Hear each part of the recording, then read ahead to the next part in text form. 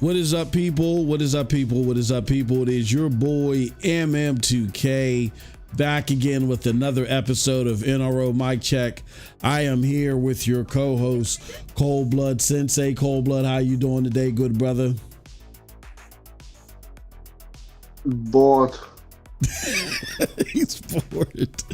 He's been sitting there just watching me tippity tap away. This is gonna be a special mic check. Where we're gonna ask the $1 million question. Not like we don't already know the answer to this, but some people don't. Some people don't. That question is: did Phil Spencer save Xbox in name only? I am your host again, MM2K. This is MM2K Gaming News. This is where we talk about the latest and greatest in video gaming news. And in our NRO Mic Check series, we talk about AAA genre defining gaming. And if you guys are not aware, I don't know if you're aware, Cold Blood, but Phil Spencer's been in charge of Xbox for 10 years, man. 10 years. And a lot of people say it's a shame.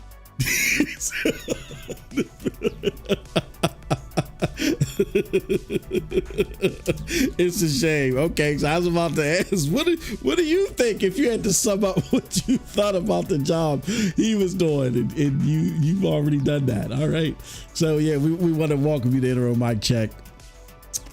This is: did Phil Spencer save Xbox in name only? All right. But before we get into all that, we do got to pay some bills. If my computer would let me. Oh, there is some crazy stuff happening with my PC as usual. We did a Stellar Blade stream earlier today, and it wouldn't let audio inputs work and all that other stuff. So, you know, if some wonky stuff happens today, I apologize. It is not my fault. We're trying to work through it.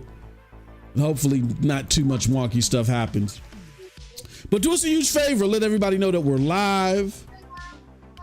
Shout out to everybody. We had a hell of a show Friday, man.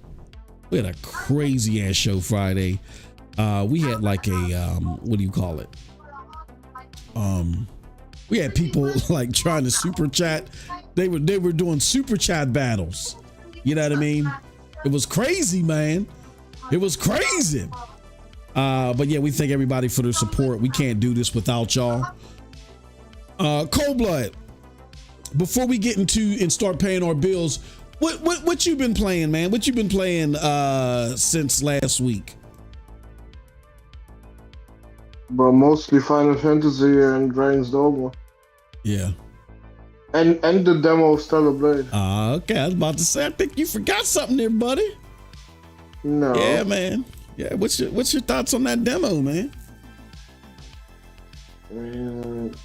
I did a summary of it on Twitter. Yeah. But well, the combat is good.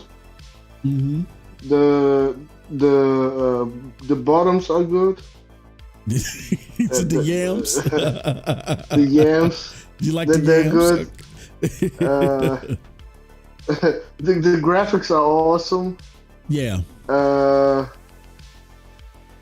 Well, the only thing that I don't know yet is the story. That's the one thing where some of these idiots might be right that it's very much a soulless game. Oh, we don't know. Mm-hmm. But for now, I'm very interested. Very interested. I definitely want to play it day one. Awesome. Yeah. You just enlightened me during my stream. I didn't realize this was a Korean developer.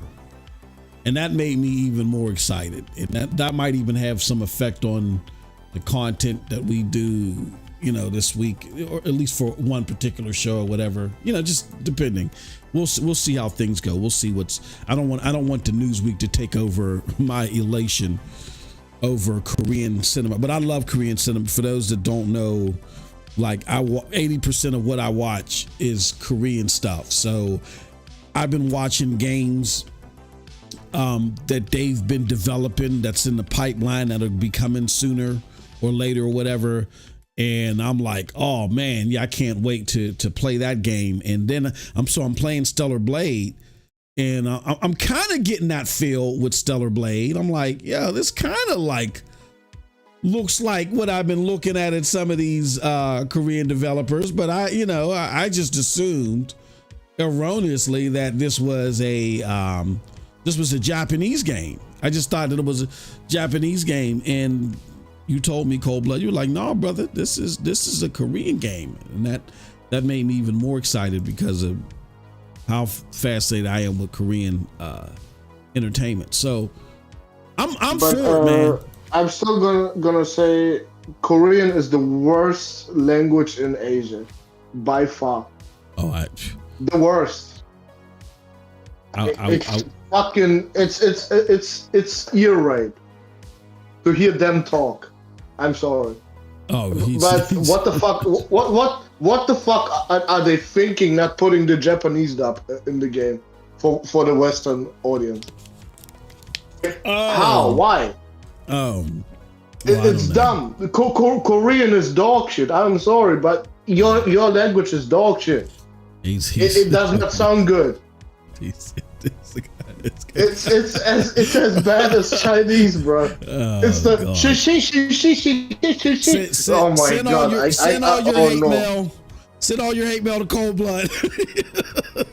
I don't give a shit.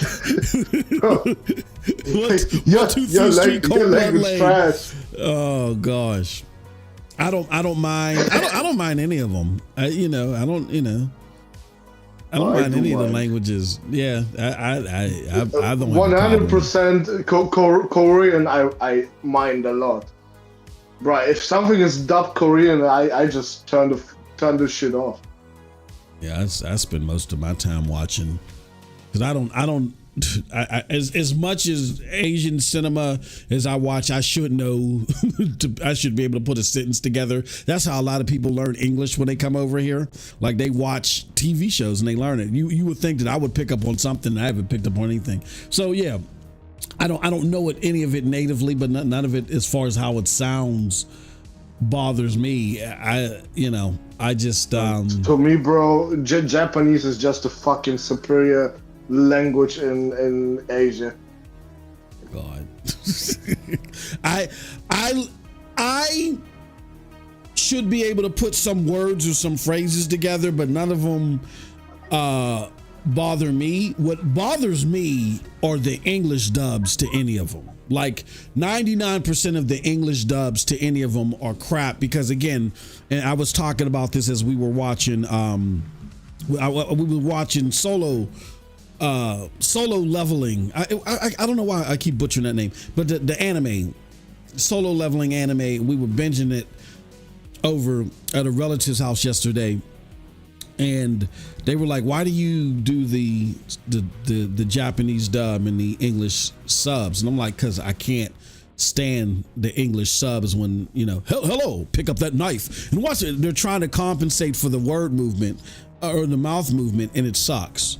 And there's only been a few exceptions to where it's been bearable for me, but yeah, I don't. Yeah, again, send all your hate mail to Cold Blood. Solo Leveling, the only fucking way you can watch this without completely wanting to rip your fucking ears out is in Japanese. anything else is a fucking joke. Source. Okay, there we go. We got the chat connected. We got Brigadier in the house. He says, "What's good, people?" We got Ron Slusher. He says, "Monkey Man, a must-see movie." I haven't seen anything from the movie that excited me. It's, I look, Jordan Peele. I loved, what was it? His first movie. Everything else he's done subsequent, and again, I don't think he wrote this movie. I think this is something that he discovered and he produced. I'm not a huge Jordan Peele fan, and I don't see anything in this that's like, you know, top tier martial arts cinema. I don't know. We'll see. I'll wait for it to come to DVD. I'm not going to the theaters to watch that. I'm sorry. That's just me. We got Ice Queen Gaming in the house. What's up, Ice Queen? How you doing? Good to see you as always. The chat will catch up with you guys soon. We got Twisted Sin in the house. Hey man, y'all gotta give Twisted. Now Twisted Sin, he's one of the regulars, so somebody gotta give Twisted Sin a membership. We dropped some membership content over the weekend too. I was just on the go. Oh no, after I had got ready to go eat some grubba dub dub. Yesterday I had put out, no, I'm sorry. Before I went into work Saturday, because I went into work Saturday and did some stuff. But before I went into work, I had made a real quick video. So definitely check that out. And let's get Twisted Sin. Somebody get Twisted Sin gifted. And two, we're still working on the gifted member. What do you call it? The gifted member notification on screen. That'll be coming soon. I'm just looking on the way. Did someone become a member while we were offline? Say that again. If someone became a member while we were offline. I don't think so. I didn't. Did I? Let me see. Yeah, I didn't see anything. Because that would take us to 13. But yeah, man. Yeah, let's get Twisted Sin a membership too. That would be awesome, man.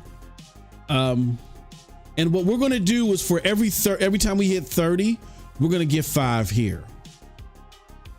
So yeah, let's do that, man. Let's get some people on some, you know, ensure that we get some of our long-term followers and supporters. Help them. Yeah, we sure did. You ain't lying, man. Okay. Shout out to Doriega. Thank you, Doriega. I appreciate you, good brother. Let's shout out all of our members right now. We got Devil Shooter. We got True Virgil. We got Shawnathan. We got Cold Blood Sensei. We got J Gaming. We got the Ruham. We got Why YouTube full of what is that? Full of liars, I think it is. We got One Papa Kirk. We got Ice Queen Gaming. We got Me First Please. We got Chris Coleman. We got the homie Juice, and we got Doriega. Yeah, Doriega became a member yesterday. Shout out to Doriega.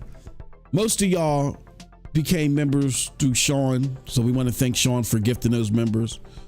Sean, it looks like Sean Coldblood, and I think Devil Shooter. Devil Shooter may have. No.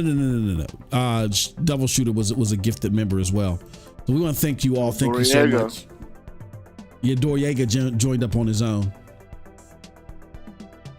Yeah, Doriega went and became a member yesterday. So thank you. We appreciate all of y'all. Thank y'all so much. Yeah, we're going to be having content out there. You know, we're going to have multiple pieces of content every week. You're going to get special access. The new Discord member, I got to send out a tweet on that. The new Discord member rooms are active. As a matter of fact, I should have streamed from that earlier today. Yeah, the new Discord member chat rooms are active. So as we're playing games and the opportunity presents itself, we'll do it from those chat rooms. You guys can go in and chat with each other if you want to, talk shit about me, Cold Blood, whatever you want to do. Just go in here. But yeah, the members only Discord things, and that's been added over the weekend. The members only Discord rooms have now been active. So that's an added perk that wasn't even part of the description. So I got to let everybody know about that. And then there's the content. And don't forget as well, let's do this real quick. Yeah, so you can become a member. You can join at the homie level, and that'll create the shout out. You'll be added to our shout out ticker. That's going up soon. If you become a member at the it's the foamy is the first level. The foamy homie is the second level. Foamed up is the first level. Foamy homie is the second level. If you become a foamy homie, you'll get access to all the foamed up stuff like the badges and stuff like that. But then you'll also get access to special content. And you'll get access to our special Discord rooms. And there's more coming. So thank you very much. You have to make those badges first. No, the badges they're made. Well, no, I mean, they're not made. I used the YouTube badges. I tried making some badges and I tried uploading them and it was like too finicky. It was like, oh, you gotta do this and make sure it's this size. And it's never done that before. And it's not like that on Twitch. And I was like, I don't have all day to do this. So right now we're just going to roll with the YouTube badges. The default YouTube badges that come with a certain star and a color. So it should show up when you're in the chat. Yeah, like I'm looking in the chat right now. Ice Queen Gaming, she's a member, so there's a blue star badge next to her. He says, glad somebody's finally talking about this Phil situation. Nobody was talking about it, Nathan G. That's crazy. What are people afraid of? I mean, look, it's the 10-year anniversary. I don't think there's any better time than now to talk about it. You know what I'm saying?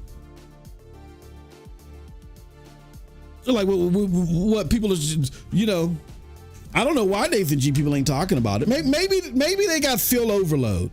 Like last week was such a bad week and it was so ominous for Xbox gamers. But that should tell you something. Like God works in mysterious ways. The week that marks his 10th year anniversary is the week mired in trouble and I can't think of the word to describe it. I have it in my monologue. But it's ominous, very ominous. You know what I mean? He said he is the worst CEO of Xbox I've ever seen. Some people would argue, Twisted Sin, that he is the worst CEO of any company in gaming that they've ever seen. We're going to talk about it. Let's do a couple of things first, because I want to hurry up, get through this monologue, and then Cold Blood and I and you guys can go back and forth discussing this. I do want to do one thing though. I do want to remind people that we are on Spotify. We are on Apple Podcasts. So look in the description, y'all. Check us out. Like all of our content now is there. So anything that we've made up until today, tomorrow, today's podcast will go up there. Like it's usually a 24-hour wait. It took me a little bit longer because Friday I got sucked into work, so I wasn't able to upload everything until yesterday before we went out to, or while we were at dinner yesterday. But normally it's a 24-hour hold, and then we put it up on the audio platforms. But it's all there, including the member stuff. So let's just say if you're an audio guy or gal and you don't want to listen, you don't want to become a member here, that's fine. Become a member over via Spreaker, our audio platform, and into our supporters club. And you'll be able to hear all that content over there if you join and become a member there. Okay. All right. Those are the bills. We talked about what we played. I've been playing the same games except for Final Fantasy VII. I haven't played that, but I've been playing Helldivers instead. Helldivers, Dragon's Dogma, and then I did Stellar Blade earlier today. Go over to Twitch, which is twitch.tv/HNDC Hub. Go over to our Twitch channel, and the link is also in the description if you want to see my Stellar Blade, me play it. You will probably enjoy it more if you watch Cold Blood playing it than you will enjoy me. I will just try to get my feel for the game. All right, y'all. So let's get into it. Let's talk about it. For starters, let's talk about our. Let me give you my monologue on what's going on with Xbox. So I want to welcome everybody because this is a pivotal moment in the history of Xbox, and we're marking the 10-year anniversary of Phil Spencer's tenure as the head. And as the head of Xbox, we're faced with a burning question, or he's faced with a burning question. And that is, did he, Phil Spencer, truly save Xbox, or was it merely a salvation in name only? Now, March 31st, 2024 may be a day etched in the memories of Xbox loyalists as a week of despair. Developers, once staunch supporters, now question their allegiance. Indie studios speak of a dry up of support. And Larian Studios, with a poignant jab, criticizes Xbox's excuse for laying off 1,900 APK employees. Plus, much more happened last week. But why? What has led to this spiral of disappointment and disillusionment? Is it simply incompetence, as some have suggested, likening it to a game of 4D chess, as we heard from Derek Strickland of TweetTown?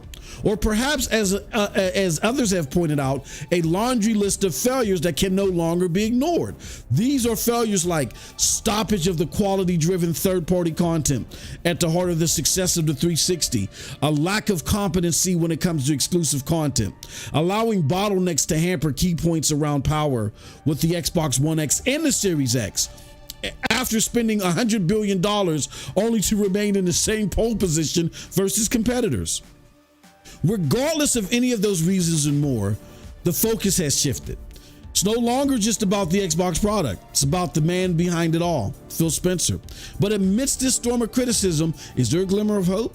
Is there a solution that can turn the tide and restore Xbox to its former glory? It starts with honesty. As gamers, we must ask ourselves, what do we truly expect from Xbox? And more importantly, has Xbox delivered on those expectations? It's not about blind loyalty. It's about holding those in power accountable for their actions.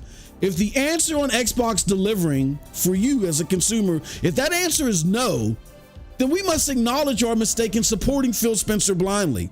Change must start from within leadership that understands and prioritizes the needs of its core gamers. And if Xbox fails to meet those needs, then perhaps it's time to explore other avenues, whether it be PC gaming, PlayStation, Nintendo, hell, even GeForce Now. And shout out to Not Your Mother for the gifted. I'm going to get to it. Thank you so much. We appreciate it. But let us not dwell solely in the failures of the past.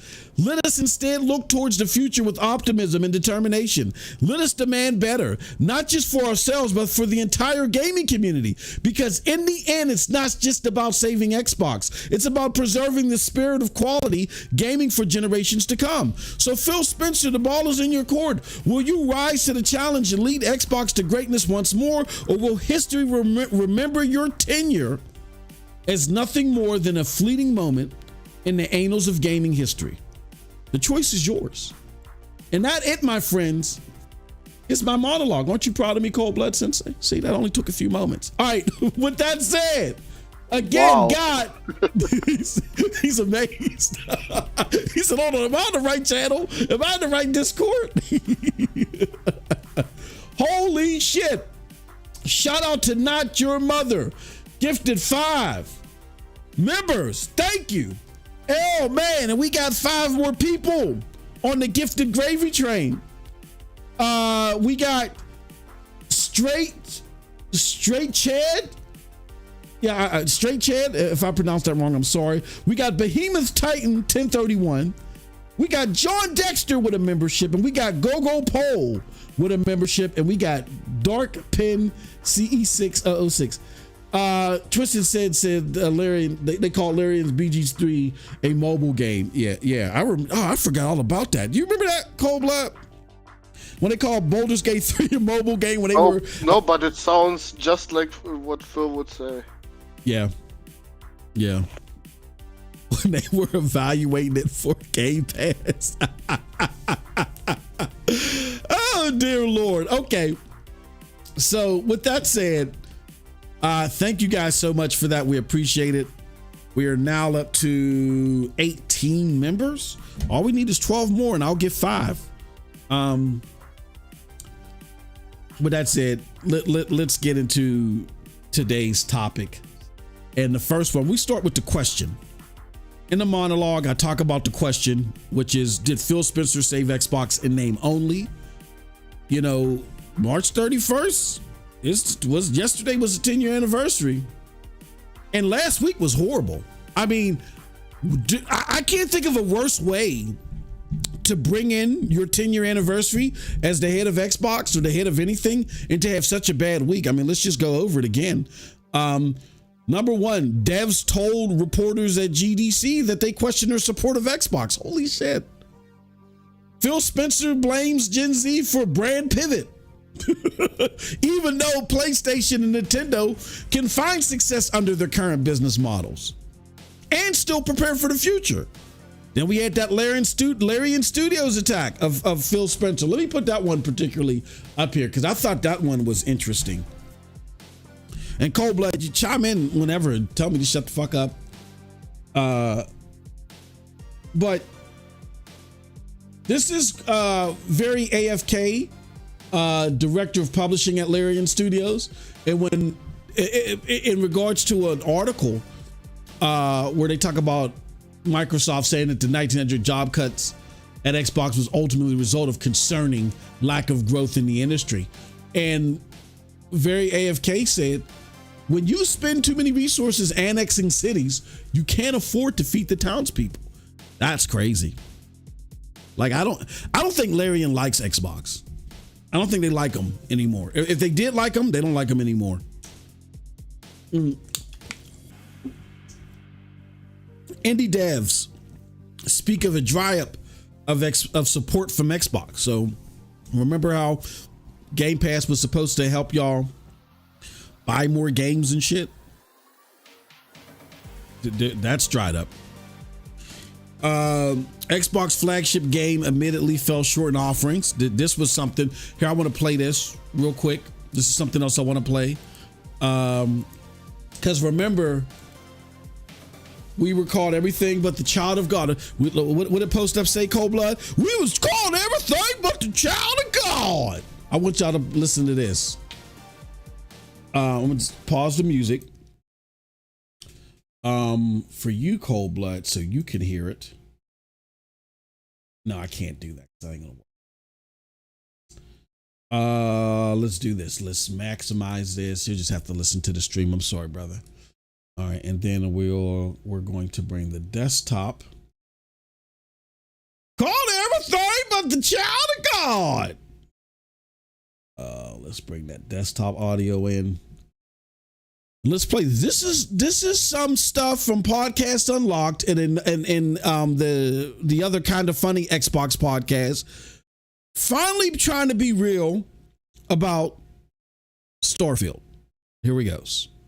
Bethesda really needs to look at where Starfield missed, especially now that a game like Dragon's Dogma has come out and it's really been a seamless adventure from point A to point B where you're exploring the lands. There's no loading screens. Like they really need to modernize their design philosophies in some respects. Starfield did really well for them, at least based on what we've seen in terms of critical success and I believe commercial success. It seems like it's been successful for them, but I do think that they need to take a long, hard look at how they deliver the overall gameplay experience because it's time to modernize. Like you can't just keep building on that 5 loading screens to do every little thing. So you're talking about not really design. You're talking about kind of engine level tech stuff here. Yeah, that's what needs to be iterated on because one of the biggest criticisms for Starfield, it's like you go into your ship, loading screen, you go to a planet, loading screen, and it really takes you out of the action. Now we have a comparable game to Elder Scrolls with Dragon's Dogma 2 that's completely seamless. And that adds so much to your level of immersion and your experience in a game like that. Hopefully Bethesda can look at these successes in this particular type of genre where it's like seamless adventures versus loading screen like they had with Skyrim. Yeah, it's got some juice, Jez. I am very excited for the future of this. I'm excited to play through this. Right after my 10 hours, I can't stop thinking about this. I got home last night after a soccer game, and I said, you know what? I'm going to just keep playing. And I turned it on for an hour and kind of got lost running from town to town. And I think that's the fun part for me, is that something that we missed out on Starfield that we talked about with those Bethesda RPGs is like, here's a giant map and you're going to venture across and you're going to make your own tales in that. And we kind of lost that in Starfield of going from planet to planet, and it didn't quite feel like that normal Bethesda experience. And that's what this one's giving me, is like, oh, you're going to go over there and you're going to walk, and sometimes it's frustrating to walk a long ways, but you're going to make your own little mini stories. I ran into a giant stone golem out of nowhere, and it was wild to climb up on the back of it. And I'm changing vocation. Bethesda really needs to did really well. We got to for stop them. that. Okay, pause. Okay, all right. So there you have it. That is the interpretations now of the Xbox brass wanting to be honest and talk to you about what Starfield did or didn't do. Coldblood, I want to like kind of start asking you questions there. That's all we were saying, right? Like that Starfield just was empty in its exploration. It was too fragmented. Like, now to hear these people saying it, man, like why were they lying before? Why couldn't they be? Why are they waiting now, several months later, to be honest about this when they could have been honest about this at launch? Because they did not want people to be afraid to buy the game. Yeah. They wanted Starfield to be a fucking success, so they can say "suck it, pony." That's why they do it 8 months later. Mm-hmm. Yeah. Well, it's not 8 months, no. But I get, yeah. But whatever the fuck. I mean, now it don't matter anymore. It's coming to PlayStation anyway, so now they can just hit on the game as much as they want. Yeah, you know what? That's a great point. I didn't even think about that. It's like now that these games are see. Here's the irony of it, and I'm glad you said that, Coldblood, because that just made me realize something. I just had an aha moment from Coldblood. Like, everybody talks about, oh, wait till these games come to PlayStation. They're going to get 9s and 10s, but no. That's not the switcheroony that's happening. The switcheroony is, now that y'all know these games are coming to PlayStation, now y'all want to criticize them. You know, now y'all criticizing Hi-Fi Rush. Now y'all criticizing Pentiment. Now y'all criticize Sea of Thieves, B-rate games. Now that these games are coming to PlayStation, now you want to put them in their true light. Ain't that something? I'm telling you, this community knows how to deflect, dude. They know how to deflect in a major way. Crazy stuff. All this time, when y'all were trying to make it seem like, oh yeah, look at this. Now that the game is coming over there, watch they get 9s and 10s. No. Now that the games are over there, now that your games are for the streets, now y'all want to be honest about them. It's crazy to me. Crazy. Then we find something else out, man. Holy shit. I didn't even realize this. Twisted Sin just alluded to it in the chat. But, and again, this is not coming. Look, y'all don't have to listen to us. Y'all can sit here all you want and say, Coldblood, y'all are a bunch of PlayStation shills. All y'all want to do is hate on Phil Spencer. Phil Spencer must have took you guys as girlfriends in high school or something like that, or whatever, and you're jealous. Y'all can say whatever y'all want about us.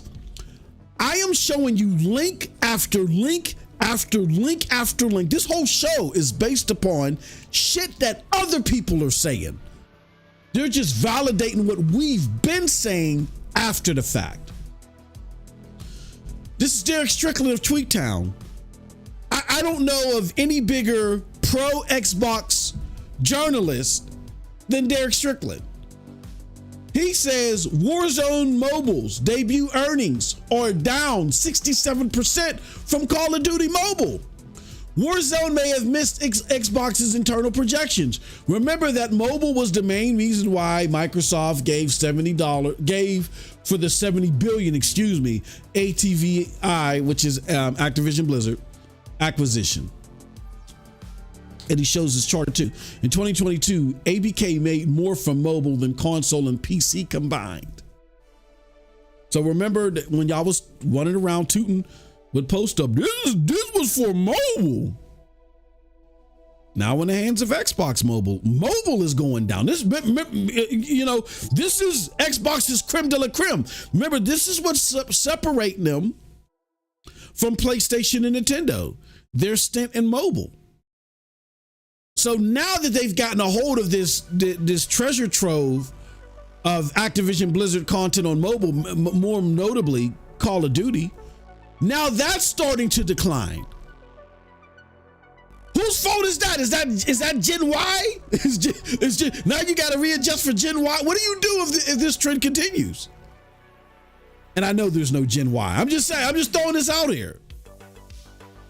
Like, what's going to be the next excuse? Help me understand. Help me. Shout out to Dorian in the house. Good to see you, good brother. Yeah, I don't know what's going on. I don't know what to make of this, except for let's get into the reasons. Let's do that. I think it boils down to two things on why Xbox has failed in delivering the way that they wanted to. It clearly, at the beginning of this generation, and knowing this Gen Z shit is not new from them. They've been talking about this. Phil came into this generation telling you, I don't have to sell you a box, meaning you're going to engage with our content in multiple places. We've been knew this from Phil Spencer. We've been knew this. But they expected to be competitive in this market as well, because A, it was going to springboard them to other gamers in mobile and other places, and B, they could finally show investors that in gaming, they knew what they were doing over PlayStation. Like PlayStation are dinosaurs, and they're coming to get us and attack us for all the wrong reasons. They need to just get with the times and invest in what we're investing to, or they're not going to be able to hang. That was what they were trying to show people, even if they were to successfully get on PCs, mobile, and cloud. And they didn't either. They failed doing any of that. Shout out to Silverback with the phoned up. Thank you. What is up? What is up, brother? Good to see you. Become a member. Thank you so much. We appreciate it. Thank you so much. We got Juice in the house. He's like, what's up, brothers? What's going on? Good to see y'all as well. Now you get to check. Yeah, man. Check out what we got going on. All right. So, yeah, I just think that that's crazy and ironic that Derek said that. And Derek said something else too. This is why we're going to get into the reasons. He said, I think Xbox is trying to play 4D chess and strategize towards the future. I feel like that this might be happening too much, and Xbox is looking a bit too far into the future with some things. Feels like Xbox is trying to shift too often in a bid to anticipate more profitability. I don't think any truer words have been spoken. There's something else I want to show you guys. Interesting back and forth. Cold Blood, you can let me know what you think about this exchange. We had this from Destin Legary. Destin. He's trying, man. He's destined to stay relevant, isn't he? Yeah, he's trying. Why are we highlighting him so much, bro? Oh, you'll see. You will see. He says hypothetically. He works for the worst publication after Kotaku. Oh yeah, they're I mean, anything coming out of his mouth is gonna be dog shit. I want you to pay attention to this particular exchange though that involves him, right? Because I've refrained from talking about Destin because we know what he's doing. It's like it's an airplane falling from the sky, and he's just pulling on the lever best that he can, and it's not looking good for him. But I want you to see who had the audacity to even interject, even though the points that were being made is correct. I wanted to get your thoughts on this. I figured this would tickle you fancy. So he says, hypothetically, Xbox is about to release a more open handheld, the most powerful console ever that will likely be similarly open, and is continuing to reduce walled gardens as more people just want to play with fewer barriers. Yes, I think that all sounds like a win.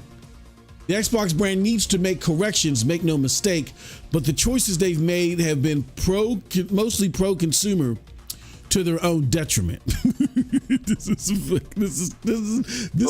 Wait a second. He wants a complete open platform on Xbox? No, he's saying that the decisions that they've made were pro-consumer, and it was pro-consumer to their detriment. Like, that's why Xbox is failing, is that they've been so pro-consumer that they weren't making any money. Which, yeah. And this third person, go ahead. I just don't understand his point. And he's saying, yeah, they are hella consumer friendly now because they're fucking third place. Yeah. Mm-hmm. And yeah. what's that got to do with a handheld? Yeah. Like, give me an example. Why the fuck would he connect the one with the other? There is no connection. What he's trying to do is he's trying to say that Xbox is failing because they give you all this shit, like they're about to give you this handheld, this powerful handheld, but they're not getting what they should for all of this great stuff that they're giving you. That's what he's trying to make it seem like that Xbox is the fucking Red Cross or the Salvation Army of gaming, and that they're giving you all this great stuff, but they're not getting back in return what they're giving you, right? And to underscore that, he's saying this third place competitor made Sony and Nintendo take enough notice that they improved their online services to compete. He said that alone makes them an important competitor in the space that I wish more would recognize. Fewer competitors in the space is bad for everybody. His layout of the facts, they murder each other. Number one, he says that alone makes an important competitor, makes them an important competitor in this space that I wish more would recognize. If they're an important competitor, it's unspoken. They're not a competitor in this space because nobody recognizes them as a competitor. What the fuck are you talking about? If that statement isn't an oxymoron, I don't know what is. Yeah, he's the strongest man in the world. I wish people would recognize it. Meanwhile, he can't lift the folding chair. What are you talking about? They're not able to compete. I mean, I know I debated the semantics of it with Cold Blood Live a couple of months ago, where they want to be a competitor, but they're not an important competitor anymore. I think it's important to have a competitor in this space, but they're number one, they're not competing, and number two, if they were competing like how they were at the beginning of this generation, it meant nothing. It meant nothing in this space. He says this third place competitor made Sony and Nintendo take enough notice. Bro, that was decades ago, man. What the fuck are you talking about? That was damn well decades ago. Where they kicked off with the broad. What he means, Moss, what he means is the PlayStation Plus being in fucking tiers now. Instead of it still being PlayStation Plus and PlayStation Now. He can't even credit that. Because guess who? Because guess where the PlayStation, guess where all that shit started, bro? You know where all that shit started? With the services and the bundling of games? Who started that shit, bro? Who started that? PlayStation did. PlayStation started that shit. So really, you could say that Game Pass is the birth child of PlayStation Plus. PlayStation is the first online gaming service that bundled games with it. Now, the way that they did it was different, but you can argue Game Pass is a derivative of that moniker. Because guess what? When PlayStation did it, they forced Xbox to follow. Where did he come? Where did this dude come from? Whose man's is this? This absolutely makes no sense. It's like an argument fighting itself. It's like it's like a snake rather swallowing its tail. It's a bunch of bibble babble that argues with itself. But here's the interesting, and normally I would have ignored this. But Cold Blood, here's the part that I wanted you to see that I just thought was comical. Because here's the response that he got. I don't know if you can see it on screen. So Septic Sauce on Twitter responds and says, Phil Spencer himself pronounces that they've lost the console war, brings Xbox exclusives to previously competing platforms, and you think they're still competing directly? They've pretty much expressly saying they removed themselves out of direct competition. Exclusivity was the last bastion Xbox had. The console market isn't growing, yet Nintendo and Sony are able to sustain their growth without resorting to competitor platforms. Has the console market completely tanked? PlayStation 5 is selling incredibly well. By that metric, PlayStation failed with the PlayStation 4 because it didn't outsell the PlayStation 2. That would be ridiculous to say. I'm sorry, what? Xbox hasn't succeeded with console sales. That's true, but they've had a ton of pro-consumer wins.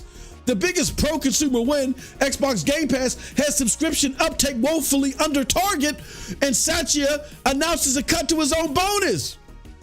The console sales are horrendous, tracking even lower than the Xbox One. The ultimate pro-consumer win is delivering in a way that actually makes consumers buy or even subscribe to the things you produce. The change of walled garden strategy is something that even PlayStation is doing, not even remotely comparable to what Xbox is doing, having conceded defeat in the console competition space. When the only thing you can really cite as competition is a decade-old improvement to the online space, you need to start seriously questioning what Xbox is really doing to compete.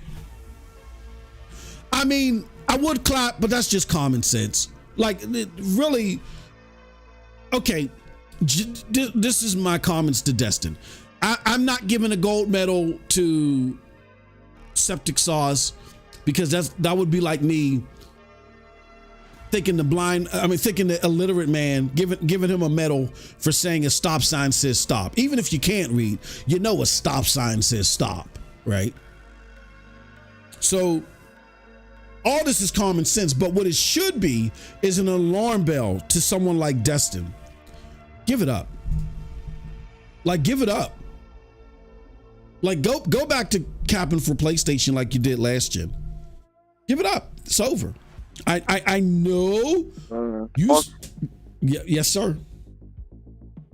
I remember a time you crucified me for telling you they're going third party. I crucified you when? Yeah, back in the day when back in the day, still yeah. was a fan. Yeah. You're crucified for it. I have a video where it says, that was back in my bot days. Where I said Xbox would never go third party. Yeah, I did. I dropped that like 6 years ago, something like that. Oh yeah. Oh man, look.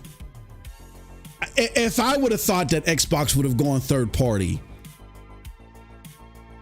there would have been no support of Xbox. because once you go third party, then you lose all incentive to be competitive in this space, which I want you to do. Ain't got nothing to do with Twitter. Still sharp and still. So if you're competitive in this space, I know we're getting great games. It's that desire to be competitive that made the 360 so great. Oh, so yeah, of course. My mind state was all indoctrinated. I believe that. Who would believe that the head of a gaming company would be so detached from reality?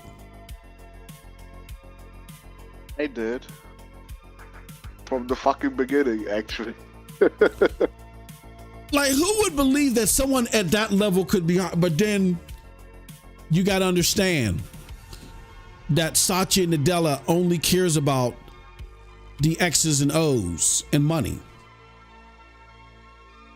And with Phil Spencer, he said, look, all this shit about fucking we got to be committed and all that, dog, I don't believe that shit. I think they sat down together. Look, man, I've sat down with my boss over some critical PR shit that would have affected our employees. And my boss said, you know what? I'll take the heat because they ain't gonna fuck with me. You know what I'm saying? He's like, look, man, they ain't gonna fuck with me. I'm the big bad wolf. I'll go out there and I'll say that we're doing this because of me. You know what I'm saying? And he took the heat. I feel like that Satya was like, okay, whatever, Phil. If you got to sit here and make it seem like that you stormed into my office and told me we got to have a commitment to games, and I got on my knees and said, oh, mighty Phil, please let me still be CEO. If that's what I got to tell them, fuck it. I'll tell these smelly nerds that. That's what Satya is saying. To, you know, okay, go ahead and tell that fucking wise tale. No. You know, my favorite quote of Phil Spencer ever is, "We're still learning." Bro, this shit every fucking year at E3 time, yeah? When someone asks him about where are the fucking games, we're still learning.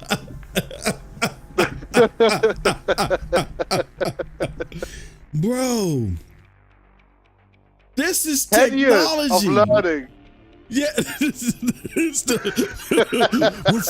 we're trying to figure it out. Well, hey, yo, in the chat, let us know what is your favorite. I'm gonna pin this. Let us know what in honor. Let me do this in honor. My second favorite quote is, "I'm excited for the shit I did." Oh yeah, that's mine. Damn it, motherfucker! You just took mine. That's my shit. Yeah, that's my shit, bro. That's my shit. That was mine. You motherfucker took my shit. Yeah, that's my favorite. What did you? I'm excited for what we didn't show you.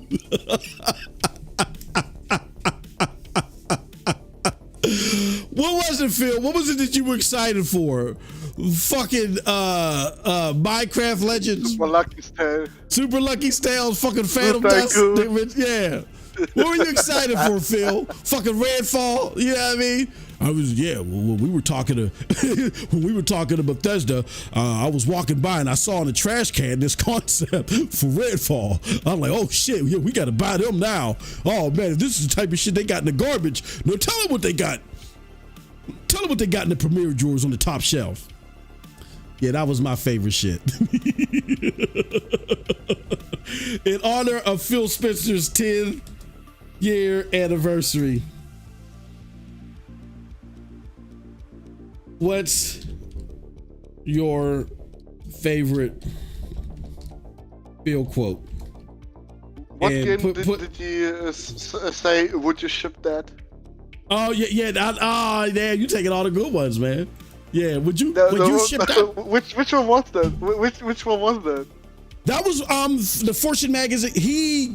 That's my favorite Phil interview of all time. Because that motherfucker was not afraid of him. The Fortune magazine interview. That was they will never get an Xbox interview ever again. He was not afraid of Phil. He was like, look, man, I'm not playing with you, bro. Like, he just started asking him questions, and Phil was referring to xCloud. He's like, man, he's like, this thing was in beta forever. He said, why don't you just take this out of beta? And Phil looked at him and said, looked him in his face in front of the camera and said, would you ship that? In other words, this is dog shit. And it's still dog shit to this day. Oh man. Oh, we get inside. Y'all, and when y'all put your favorite Phil quotes in there, put a hashtag next to it. Put hashtag Phil quote. He says, Silverback says his quote about losing the worst gen to lose, chef's kiss. Juice says, mine is, it doesn't matter if we make great games, they still won't buy our shit.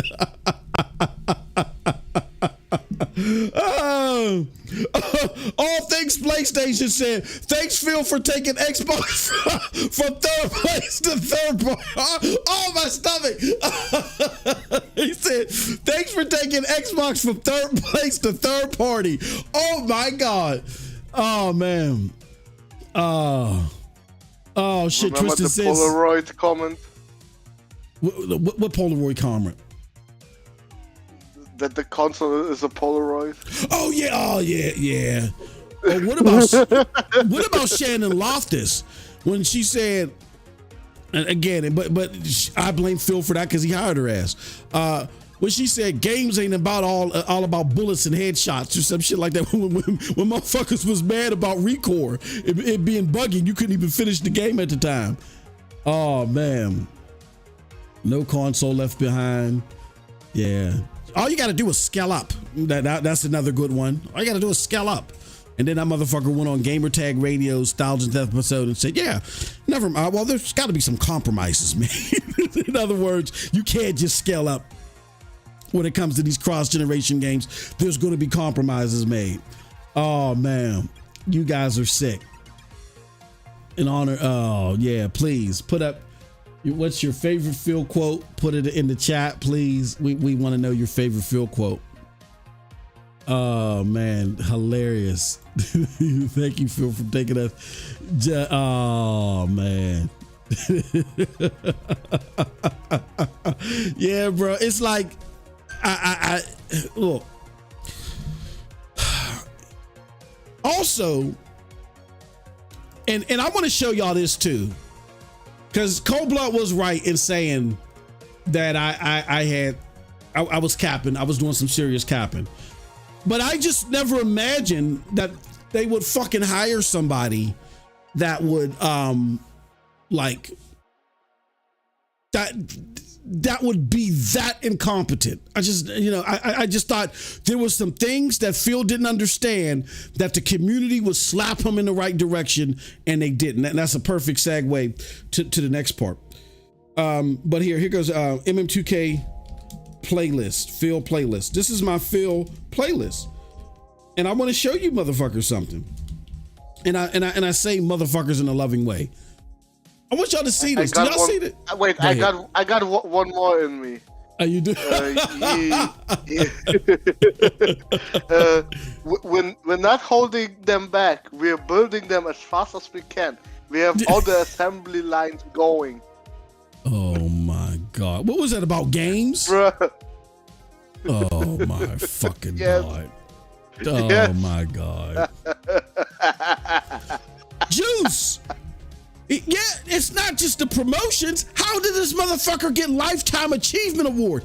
I think that all those awards, everybody on the panel for those awards were at PlayStation.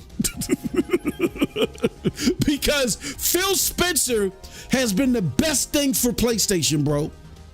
He has. He's been the best thing for PlayStation. They might have thought that the Donnie D gaffes were cute, but they were in full throttle mode because they understood the Donnie D understood games. They was ready to go. But when they got rid of Donnie D, when Steve Ballmer was gone, no longer the CEO, they brought in Satya, and then they got rid of Donnie D. Oh, there was no bigger gift given to PlayStation. No bigger fucking gift. Yeah, we lost the worst generation in the the Xbox One. Yeah, that's dog shit. Because all the games that they're talking about that people built their reputations on, they're all cross-play, right? Fortnite, Apex Legends, Roblox. I feel like I think it's cross-play. All that shit, Destiny. You can take that shit with you. What are you talking about? That has nothing to do with it. And gamers don't play old games, man. Like nobody's going through their PlayStation 4 catalog unless it's the creme de la creme. And what PlayStation 4 did, which was the right thing, is they made a PlayStation 4. I forgot what they call that. Where you know, when you bought your PlayStation 5, you got certain games they carried them over. You know what I'm saying? Like nobody plays old games. Donnie D understood that. That's why Donnie D said, you know what, as far as backwards compatibility, we ain't worried about all like that because people don't buy new consoles to play old games. He knew that. He said, yeah, we hear you. Squeak Gaming. Shout out to you, Squeak. Remember him saying, I take it on the chin? Oh, man. Jesus Christ. Yeah. No. Meanwhile, he gave that's it to gonna change something, bro. You know. Or how about in a world where Starfield is 10 out of or 11 out of 10, it doesn't help us selling as any more consoles. That shit. Yeah, we heard you. We heard you. It's just 4 games. This "we heard you" comes always followed up with my favorite quote: "We were still learning." Yeah, it was. Oh yeah. Here we go. Dorian said, "We're not in the business of our console and Sony." And what do you? And how that's a complete deviation from? We feel like that the Series S and Game Pass will make us a lot more competitive. How do you go from that in just a couple of years saying we're not in the business of our console and Sony? Then where were you trying to be competitive at then? Where? Come on, stop. What I have on the screen, y'all, I bullshit you not. Even though I wouldn't have believed in a million years that the fucking head of a gaming company would have thought that the poorest actions that they took would have led to great gaming. I bullshit you not. I always been leery about Phil. I always been leery about him. I just thought that the gaming community would set him straight. And unfortunately, the Xbox community changed from what I was used to. The Xbox community used to be like this just crazy, rabid group of gamers that just wanted quality. They wanted badass games. They wanted quality. And when you fucked up, like they were going to give it to you. When they were dealing with other PlayStation gamers, they were giving them that business. But internally, they were like crazy. You know what I'm saying? I remember when Last of Us 2 came out, and it was like a lull from Xbox where nothing was coming out. Motherfuckers was like, man, y'all better come up with some shit, or we selling our Xboxes and getting Last of Us 2. I remember that. I remember being on the chat boards and Xbox gamers were saying that in droves, man. I'll get Last of Us. Y'all sleeping at the wheel right now. Right? That's what I was used to. But something happened. It became a defend Phil fest. You know what I mean? But I always been leery of Phil Spencer. I want to show y'all this video. This is my very first. I made a playlist. I did it this morning. Phil Spencer legacy gaffes. Like of all my videos questioning Phil, I've been creating content 6-7 years. And this was my very first YouTube video as a broadband bully. Like I made like a couple of videos before this, but this was my first one as a broadband bully. Phil Spencer gets a new promotion and I'm not celebrating. This came out September 20th, 2017. I got the date right there. Now, again, I'm a little rough around the edges, and you know, it's kind of a hard episode to swallow. You know what I mean? But with that being said, you'll get the gist when you hear the video. And then it just keeps going and going from there, man.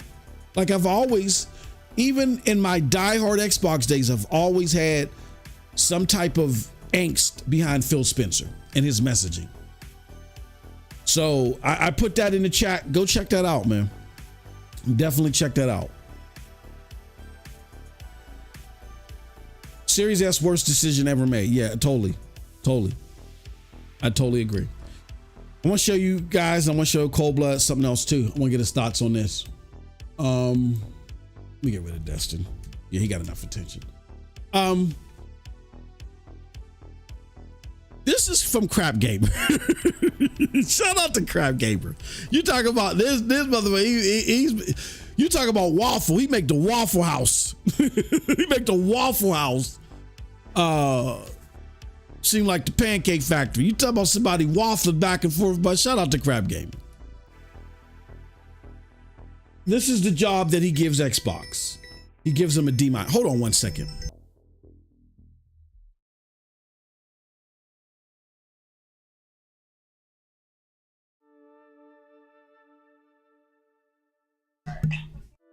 Sorry, give me 2 seconds, but Cold Blood, if you could, all I need is 1 minute, because I got to put something on the porch. Can you let the people know what you think about all this so far? I'll be right back.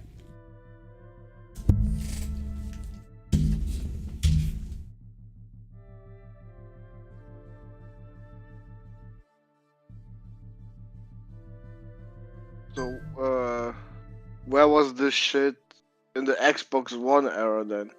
That's my question. Why wasn't he criticizing Xbox like that in the One era? Because it's all the same bullshit.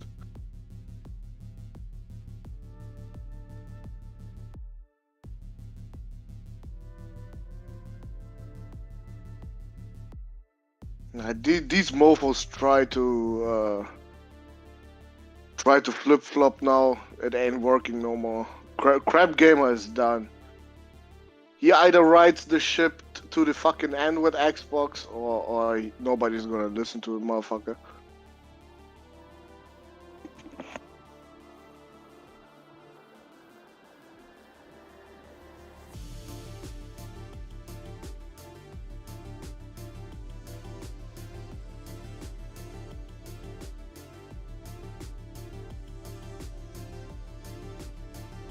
Yep, twisted, but the back compat that they had was only for 500 games or something.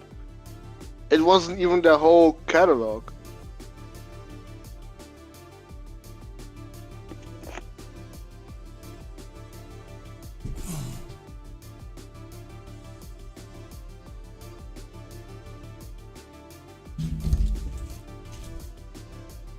All right, I'm back.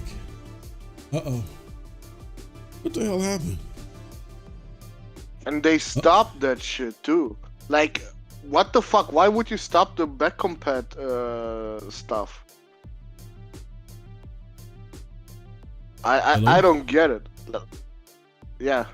Oh, okay. I just wanted to make sure y'all heard me. No, go ahead, brother. I'm sorry. I just wanted to let you know I'm back. No, I was just asking myself why the fuck they would stop the whole back compat shit after just 500 games or something. I think they realized what Donnie D realized, that it wasn't doing nothing for him. Like, it wasn't bringing new gamers. Like, they made such a big focus on the Series S and the Series X, you know, playing games at 120 frames per second. But meanwhile, instead of focusing on what it could do with older games, they should have focused on what it could do with newer games. But they had none. They had Falconeer, bruh. Like, well, not just their games. Not just their games, multiplayer games. Like it was like Digital Foundry said in their latest video. They got more powerful tech on paper, but they consistently are splitting hairs with the PlayStation 5, the weaker quote unquote console, when it comes to the multiplayer games. That's an embarrassment. And that just proves, and then look, it's even worse with their games because their games are going through a better quality control and they're coming out better on PlayStation 5 than they are on the Xbox. So yeah, they did not cater their development. They didn't cater the quality assurance, nothing that they cater it properly to the new games. It's like they put all their focus on, yeah, we're going to up-res these old games and make them 120 frames per second. Like that was going to win the day. Crazy. My point still stands, even with Crap Gamer.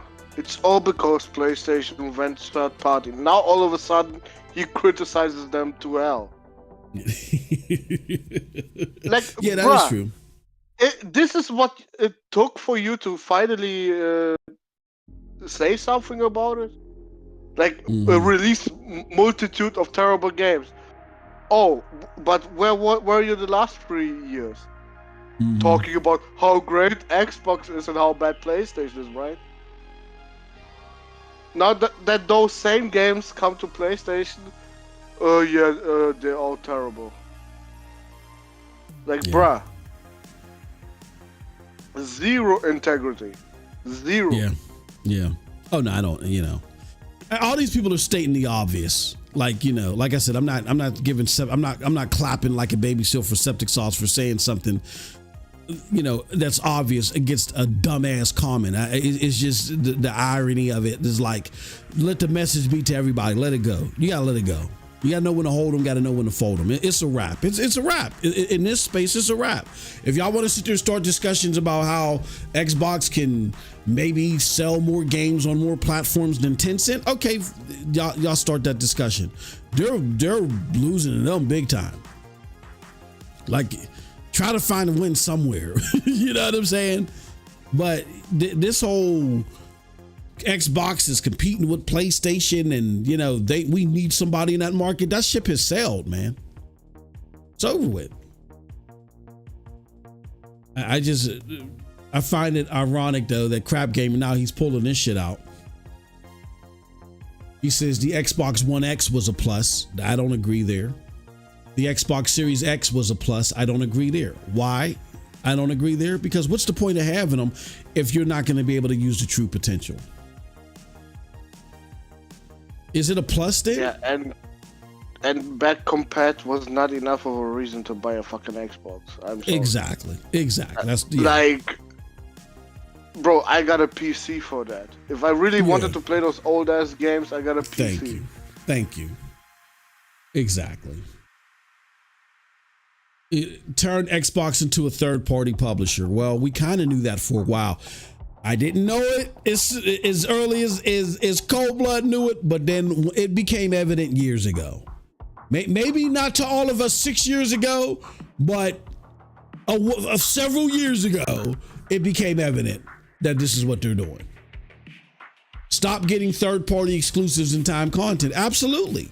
But y'all said that was okay because they had 59 studios or whatever it is. It's like Baskin and Robbins, 57 flavors, right? They had 59 studios. Regardless of the pedigree of the studios or what their accomplishments were at mass, it don't matter. They got 59 of them.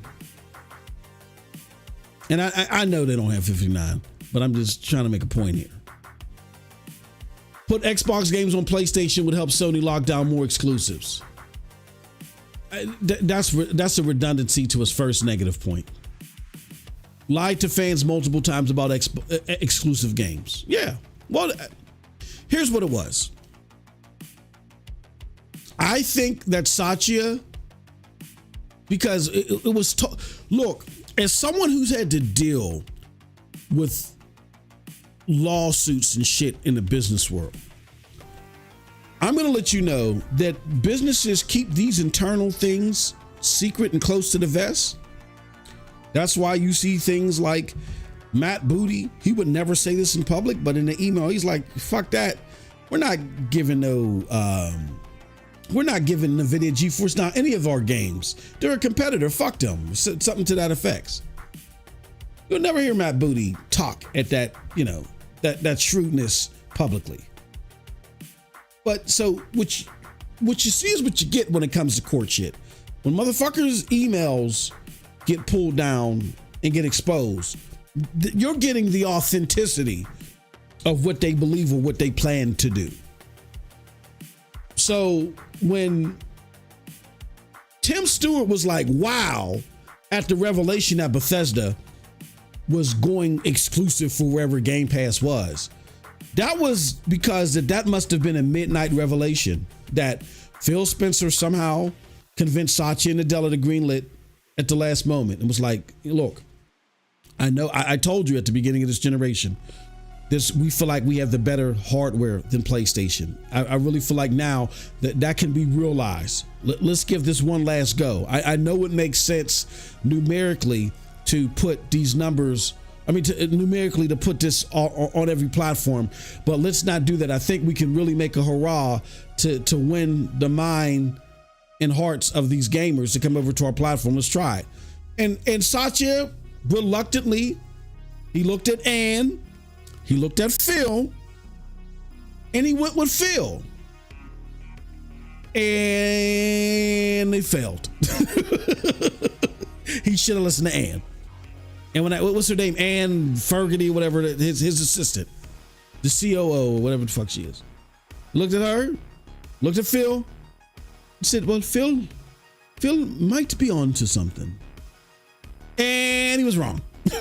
You should have kept listening to Ann, because Ann is the one that called Game Pass a golden toilet. She said, you don't want to keep investing in a golden toilet. That's what she called Game Pass. So all Phil did was he cut off his nose to spite his face, and listening to the rabid fan base that was like, man, this Bethesda stuff better stay exclusive. All he had to do was put Starfield on everything, right? Put all the other, put trash ass Deathloop on everything, right? Let it be as it may. I'm glad he didn't. I know. Because now they've really shown how fucking bad it is being at Xbox. Yeah. You're the fucking bum of the industry if you work for them. Yeah, and you're getting you're not getting any support as far as innovation is concerned whatsoever. Like nobody there knows what it takes to make a good game. Like everybody's gone. Mike Ybarra, the other motherfucker that was the head of Coalition.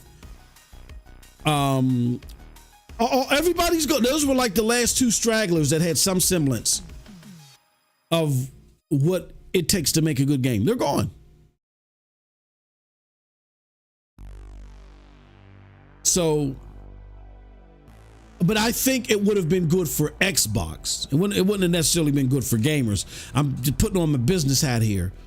It would have been better for Xbox had they just said, you know what? Go ahead, put Starfield on everything. Put that trash ass Redfall on everything. Okay. If they would have played coy, and then they would have got ABK, there would have been no arguments about them going multi-plat that would have been substantiated because they didn't do it with Bethesda, right? There would have been no cloud gaming holding it back or all like that. There wouldn't have been no excuse for that, because that was at the heart of the cloud gaming argument that caused all this heartache for them and really forced their hand to go third party. That's what forced their hand to go third party, because their plans were to take Call of Duty, benefit from the mobile, but to take it from Amazon Luna and Google, because Satya and Nadella had a revelation in 2019 that, oh shit, maybe I should be paying attention to the prospects of cloud gaming in the future, because cloud gaming or cloud gaming activity is what fucked me up with Minecraft. Because in 2019, when their cloud services were catching up to when Azure was catching up to Amazon's cloud service. Minecraft still being on Amazon is what kept the gap wider than what it should have been. And then subsequent after that, what did Satya do? He fucking closed down Mixer. He sent Phil on a world tour talking about how he don't trust Amazon and Google anymore. And he bought Bethesda. All within like a 5-month or a 6-month interim. And and then he was like, well, fuck it. We're going to take Call of Duty. Why is Call of Duty important? Not because Google or Amazon are big in the gaming market. No, it's all relative to cloud business. Like cloud business next to LinkedIn is what makes Microsoft. And when you have cloud gaming activity, that adds to your cloud business as well. It leaps over and bleeds over into your cloud business. Google Cloud, which powered Stadia, and Amazon's I forget what Amazon's cloud AWS that powers Luna, and Azure that powers xCloud. It's not about xCloud, Stadia, and fucking Luna. It's not about them. It's about the infrastructure that supports them, Azure, AWS, and Google Cloud. Satya didn't want them getting anything in their bucket. And another reason why he wanted Call of Duty was because Call of Duty right now uses Google Cloud to support its online scoreboards and infrastructure and shit. It's powered by, well, it was powered by Google Cloud. Guess what's going to come to an end? That partnership.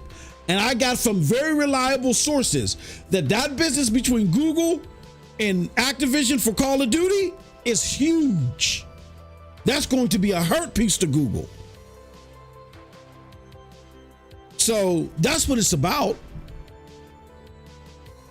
And had he just not listened to Phil, listened to Ann, let that fucking Bethesda bullshit go multiplat, purchased ABK, then started making that shit exclusive, maybe Xbox could have had a chance. Maybe. Don't know, but it wouldn't be this grim. But Phil couldn't help himself. He doesn't know how to get the fuck off of Twitter and be a CEO like how everybody else does. He's so worried about what the rabid 1% fan base is saying that he actually succumbed to their whining and their crying, and they made Starfield and what's the name exclusive. And that fucked him up. And Satya is looking at that. He's like, fuck. Because I don't think he cares about them putting their shit on PlayStation. I don't think he cares about that. He don't want no more cloud activity that's going to help out Google Cloud. No more cloud activity that's going to help out AWS. He don't want none of that. Now he actually holds the keys to the fucking games that are going to be on those services. And look, that's the only reason why Satya was willing to spend 70. He don't give a fuck about games all like that. That's the only reason why he was willing to spend $70 billion on that dog shit. And the reason why he spent that money is now going out the window. He's not paying attention to a fucking thing Phil says right now. Phil, your job is to run this gaming shit, sell these games. Sell them everywhere you can. End of discussion.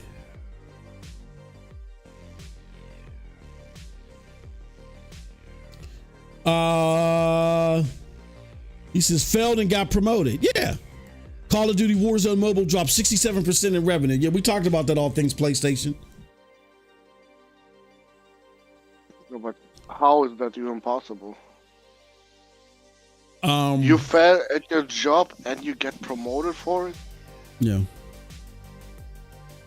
Because Like, isn't that kind of Satya's fault then that Phil is still there? oh yeah, it's definitely Satya's fault. But here's what Satya is looking at. Satya is looking at, which he gets an L at the end of the day for this, but he's looking at it like, when I took over this thing, Xbox wasn't making money. Now they are. The last hurdle is get them to make money competitively. That's all we got to do now. And now he's like, okay, I listened to Phil. Phil had these harebrained ideas. We're not going to listen to him anymore. He's just going to do what the fuck I tell him to and make this money. And he doesn't realize the importance of quality in this whole narrative and why. He doesn't understand why they failed. I can tell you that right now. Why? Because in order for you to understand why they failed, you got to understand the culture. You got to understand quality. To Satya Nadella, there is no difference between Redfall and God of War. He'll play God of War. He'll play Redfall. There's no difference because he don't understand gaming. He don't understand the culture. He don't understand why a group of people like God of War more than they like Redfall. He doesn't get it. So because of that, all he knows is that with Phil Spencer, this company went from not making any money to making money, which he doesn't understand that it wasn't Phil that was responsible for that or Phil that helped do that.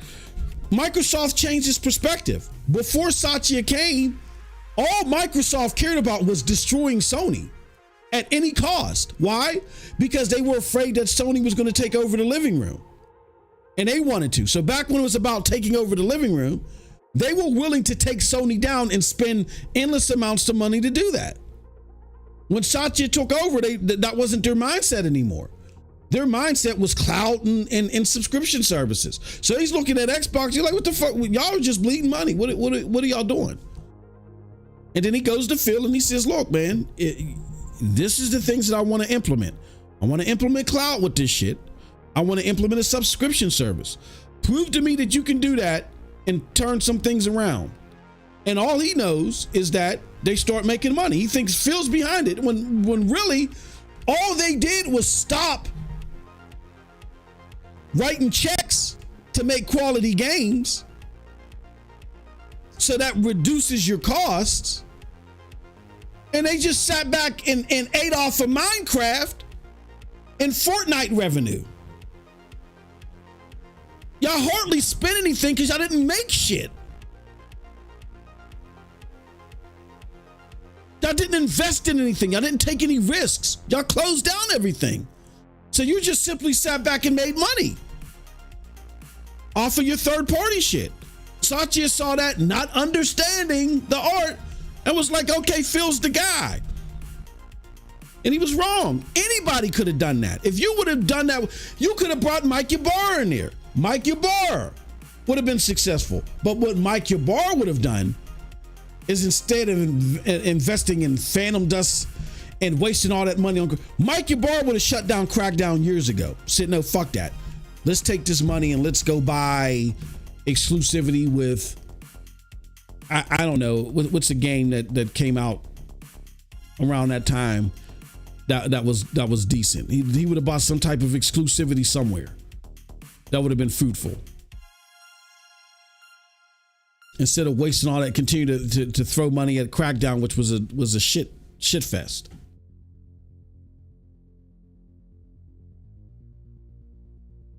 You know, Gears probably would have came out better, a lot better. It wouldn't have been just the same regurgitation of the same thing. That was at the heart of their contention. That's why they didn't like each other. Phil and Mike Ybarra, they didn't like each other. I got that on a good source. Multiple good sources. I'm sorry. They weren't fond of each other. They were cool at first, but then after time went by, Ybarra thought that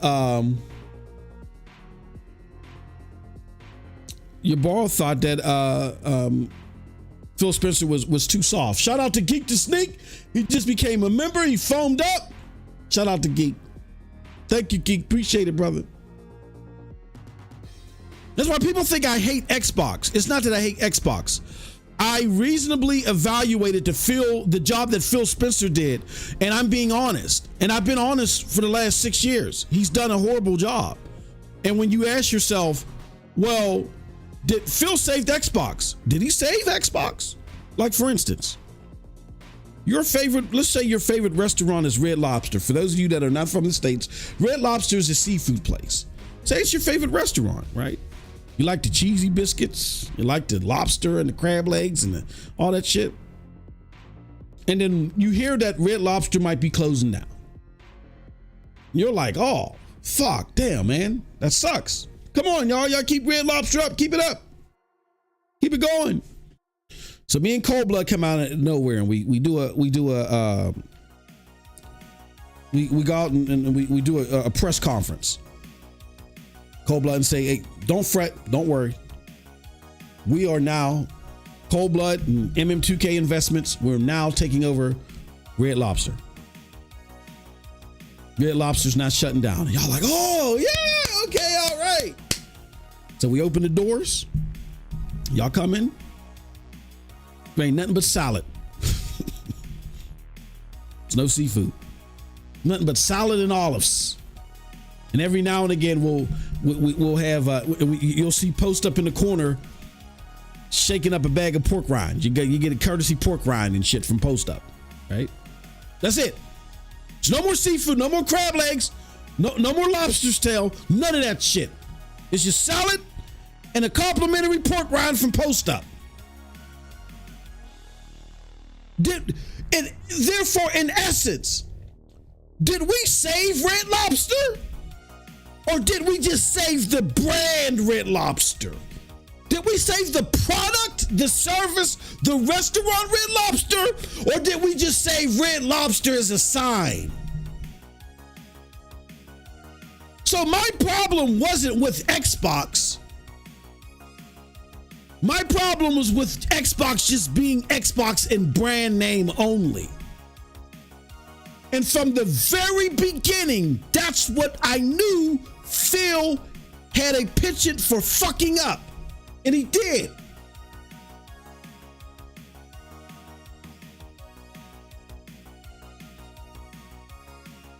He saved Xbox in name only.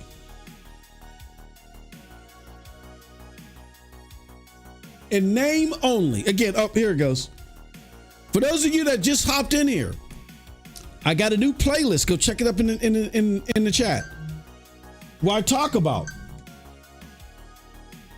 I show you guys. Y'all think this is something new that I started because Stadia died, or I'm trying to get in good with the PlayStation people and shit like that. I feel like that, you know, I can do what some of these fake Xbox people have done. No.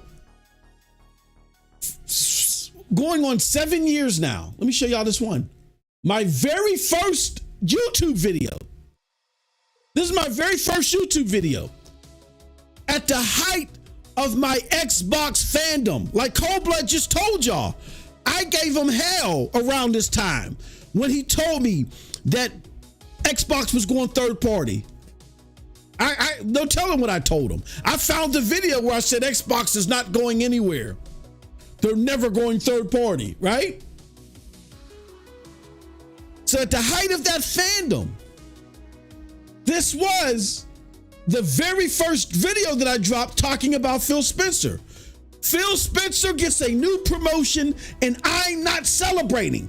This is from September 20th, 2017. My problem was not Xbox. Xbox brought me back into gaming hard. The problem is Phil Spencer. He's always been the problem. So with that said, let me get to the solution. Then we'll start wrapping up. Here's the solution, y'all. Honestly, you got to determine what you expect as a gamer. All right? Sit back and just fucking ask yourselves, what do I expect as a gamer? What is it that I'm looking for? And once you just do this exercise with me, just grab a piece of paper and shit, slap one of your kids, take their fucking crayon or whatever, and just write this out for me. All right, you'll see how easy this is. You'll be able to follow me, I promise. Say, what is it that I expect as a gamer? What is it that makes me happy gaming? What is it that I like gaming? Once you write that shit out, then ask yourself, has Xbox delivered those things for you? Have they delivered the majority of those things? Have they delivered enough of those things for you? And I'm not asking you if you prefer Xbox. Don't do this thing like, well, Xbox don't do this, but PlayStation definitely don't do. No, we're just focused on Xbox right now. I hardly talked about PlayStation this whole stream. Let's focus on Xbox as a product. I'm trying to help you all become consumers again. So if the answer to that is yes, they have, then okay, you're fine. None of this bothers you. I would still caution you that if you are a gamer, that if you're happy with Xbox and you like to game if you game outside of Game Pass, you might be in trouble still, because we got developers talking about they don't know if they should be supporting Xbox anymore. So you're not out of the clear. But if you're happy with what Xbox is giving you, not what they are promising, but what they're giving you, okay, you're good. Not for you. But for those of you that say no, I'm not happy with what they delivered, but I'm expecting them to do better, and then I'll be happy, right? If the answer is no, then you must admit, because this is 10 fucking years later.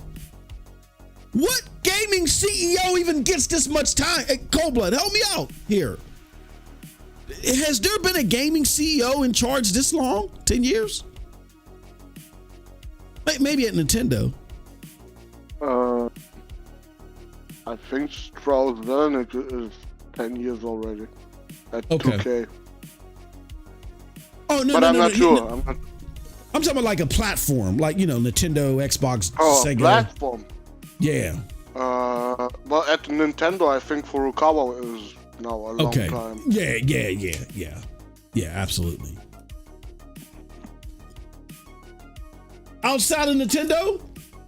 But trust me. There but there you understand why he is, because the fucking business he's doing is right. Exactly. Exactly.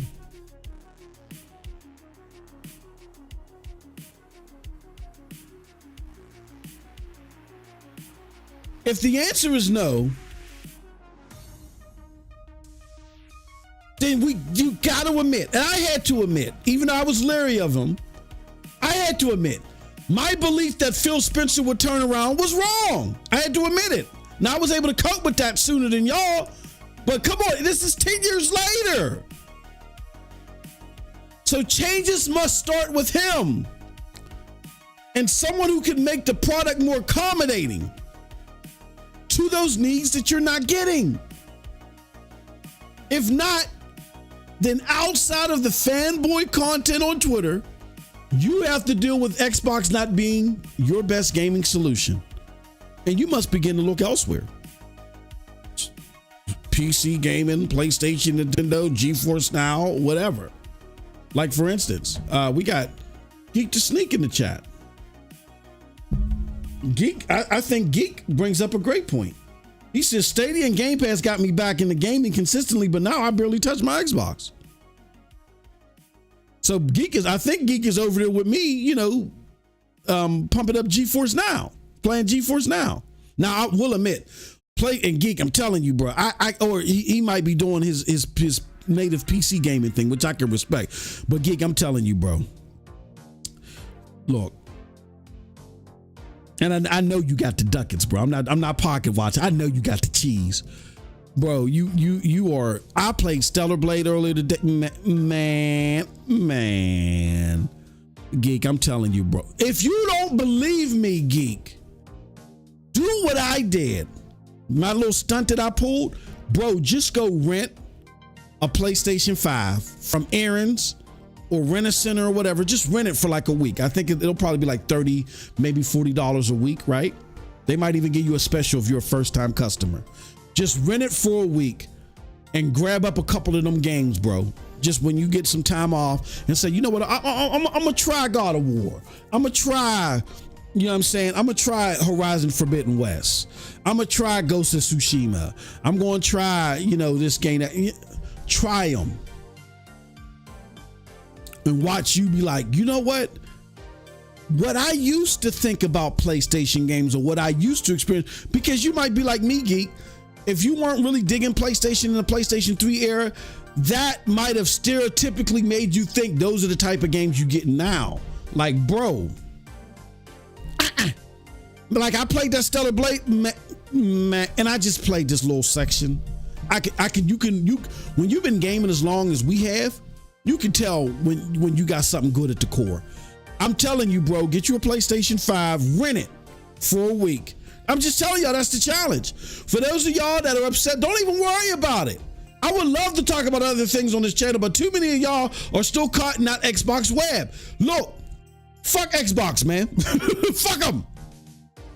Rent you a PlayStation. Don't take my word for it. Rent you a PlayStation. Go rent you the game. Go to GameFly. Go sign up for GameFly for about, get one of their half off deals and just get you 5 of them games, man, or 3 of them games, man. I think GameFly will start you off, allow you to get 3 games. Get 3 of them games, man. Play Ghost of Tsushima, Horizon Forbidden West, God of War Ragnarok. Just play them games for me, man. And watch your mind be changed. Go play Helldivers. Fucking go play Grand Blue Fantasy. Go play Final Fantasy, man. Shit, play Forspoken. You know what I'm saying? Like, you'll see what a low tier PlayStation game looks like versus a low tier Redfall Xbox game. You'll see the difference, the gap in quality. You know what I'm saying?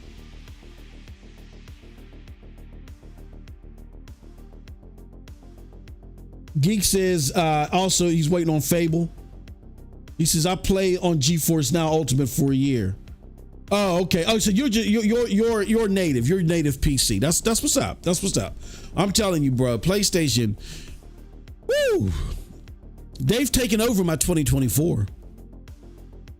The word GeForce Now had me in a stranglehold. Oh, 2024 belongs to PlayStation. Any of y'all that don't believe me, that think I'm just capping, we've never been a platform. Look, man, the moment I made this video, let me go back to it. The moment I made this video, y'all, I've already filled my fate. I've already sealed my fate. When the very first fucking video I make is Phil Spencer gets a new promotion, I'm not celebrating. You know how Larry that made me in the Xbox community? But I did that because I wanted people to know that you're only going to get what I think, what I feel. You're going to get my full authenticity. Now, I may not always be right, but I'm not going to make up shit in the hopes that it's happening. And that starts with Phil. Like, everybody has to be accountable.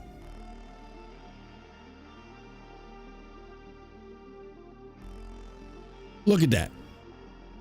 That's my first video on Xbox. Is that. Phil didn't even know from the very beginning.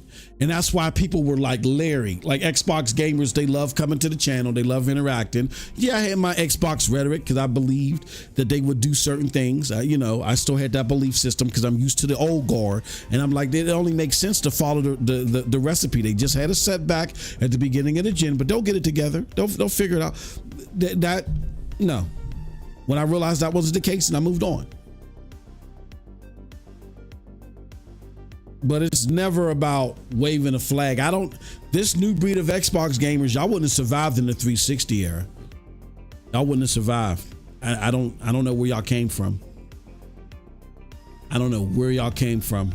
I really don't. But yeah, changes must start with him and someone who can take his place that can accommodate your gaming needs. That's if there's going to be a turnaround. If not, then like I said, all you got to hold on to is some Twitter arguments.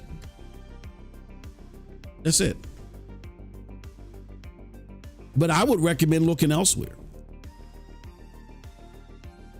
PC, PlayStation, Nintendo, shit, GeForce Now.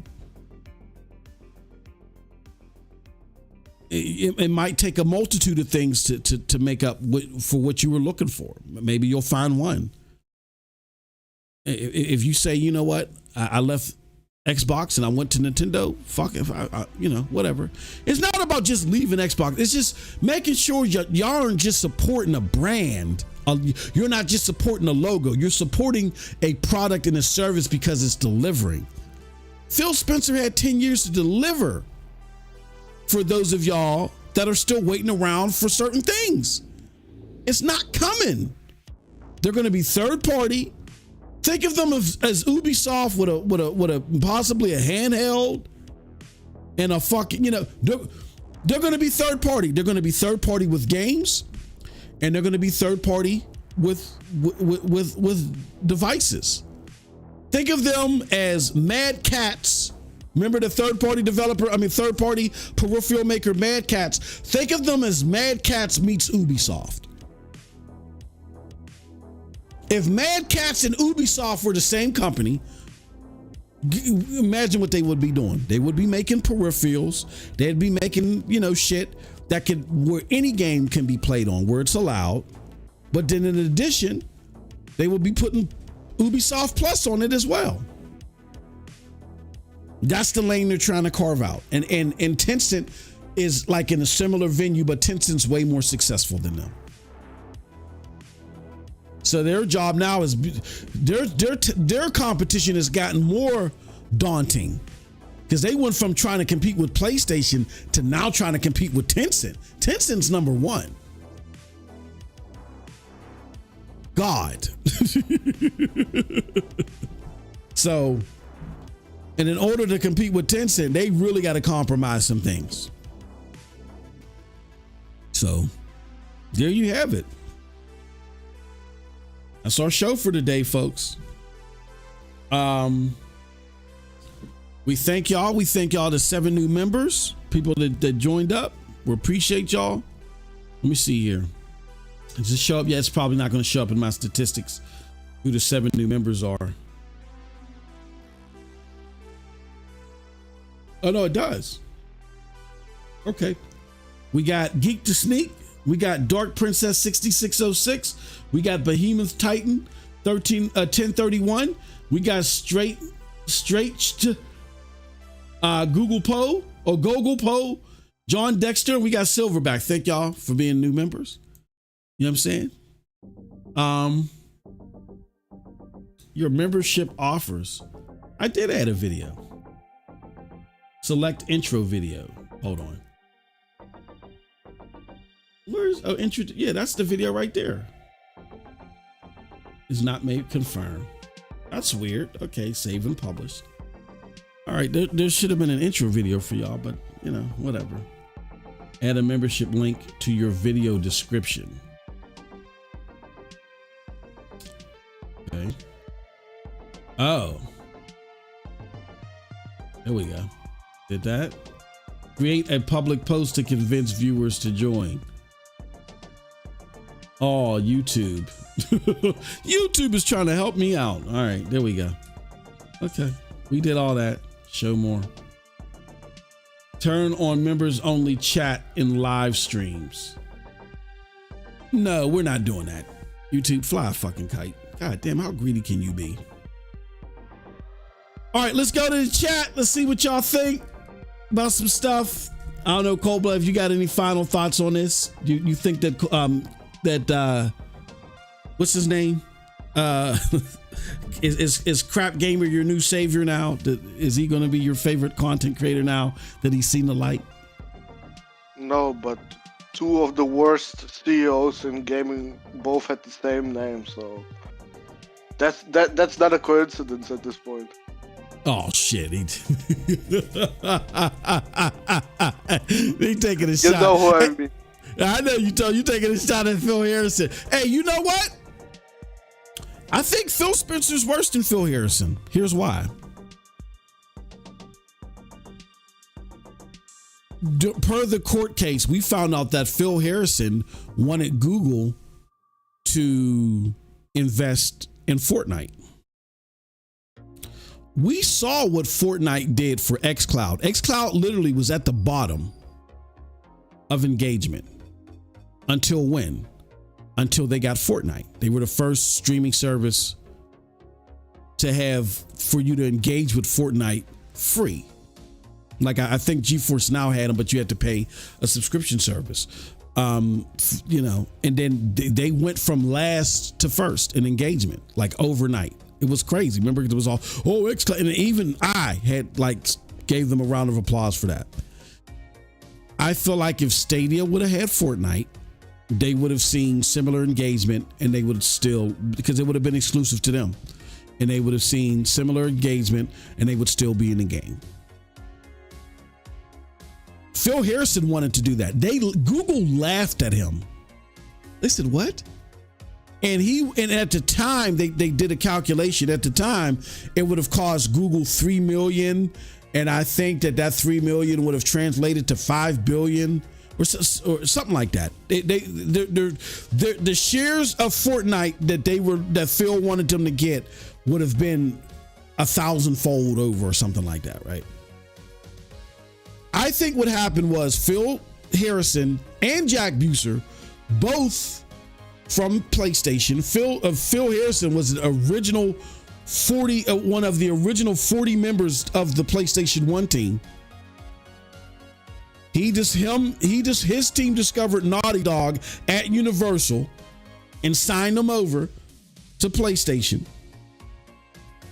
I think Phil Harrison and Jack Buser looked at Google after some time and said, these motherfuckers ain't serious. And then I think Jack, they liked Jack, so Jack got promoted. And I think Phil Harrison said, you know what? And he, halfway through this mess, he moved back to London or UK, wherever, to stay with his family. And he just went radio silent. And then, what's his name? Oh, I forgot. Took over. One of the founders of Stadia, one of the co-creators of Stadia, took over. Dov Zimmerig took over. That's what Phil went back to Europe. What's the name? Got promoted around the same time. They probably were, these motherfuckers ain't serious, and that's why Jack Buser, he was one of the, from what I understand, one of the architects of the Google Cloud for this thing that they're doing now, where they're gonna be the back end for a cloud service. Because he looked at it, he's like, you guys aren't serious. If you're Phil Harrison and you wanted to get Fortnite and they laughed at you, they were making fun of him in the emails that was discovered through the court documents. If you're Phil Harrison and you looked at how xCloud went from bottom to first because of Fortnite, I'm looking at these motherfuckers, I'm like, all right, they're not serious. I'm going back with my family. We're done here. We're done. I'm done. It's over. So, does Phil have a problem with getting in front of fires? He definitely does. He has a big problem with getting in front of fires and killing shit before he goes overboard. Definitely when people misunderstood what Stadia was, they thought it was going to work like Game Pass, and it wasn't like that. He should have got in front of that fire a long time ago. But there's some issues about him being visible, definitely. But I think Phil Harrison is better than Phil Spencer. If Phil Harrison would have had checks written for him and would have had the support that Phil Spencer had from Satya, oh my God, come on. But that's not me trying to make Phil Harrison. CEO. It's still a dog shit CEO. That's not me trying to make Phil Harrison seem like a Peter Moore. That's definitely not me trying to make him seem like that. Like I said, there's a lack of transparency in putting out fires that if I'm going to think of you as a CEO, on the level of a Peter Moore, or let's just say even a Sean Layton, you know what I'm saying, or something like that. He's not there, but he's not at the very bottom. He's above Phil Spencer. Phil Spencer. The number one thing that you don't do with gamers is try to force them or try to talk to them like they don't know what they want. That's what Phil Spencer's problem is. He thinks that the problem with gaming is that people aren't exposed enough to different styles of gaming. That's like me trying to convince Cold Blood every single fucking day that, man, you just got to play Division 2 more and you'll like it. He's not going to like it. That ship has sailed. Find out something that Cold Blood likes and make that shit. That's what you do. And for some reason, he just thought, because that's what happened to him in his lifetime, is that he got cultured with different types of gaming. He said it at like a dice ceremony or something like that, that his dad had introduced him to all these games, and you know, and it's being stuck in a silo. It's not being able to look at things from 5,000 feet and understand different demographics of gamers. That's where he fails. He doesn't have that ability. That's why he can play a game like Crackdown and say, this is the game that Xbox gamers deserve. That's why he can go in the trash can, look at games like Redfall and fucking Bleeding Ass and say, you know what? Let's put this out here. Only someone that doesn't understand gaming from 5,000 feet, something that you got to be able to do if you want to be an effective CEO of gaming, he doesn't have that ability. I think Phil would be better if he was at ESRB, the company that was responsible for E3 and advocates for game. Like, he would be great on Capitol Hill advocating for gaming, because his affinity for gaming, he knows how to illustrate that, and he knows how to win people over with that shit. But as far as a gaming CEO, no, he don't belong here. He doesn't fucking belong here.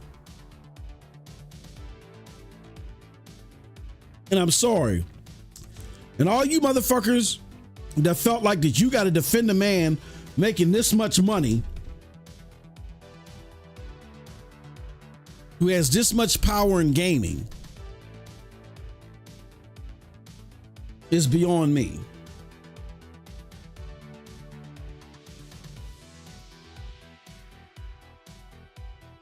Beyond me. Jonathan said, but Epic wanted too much in return. They wanted to. No, Sean, you're talking about something else.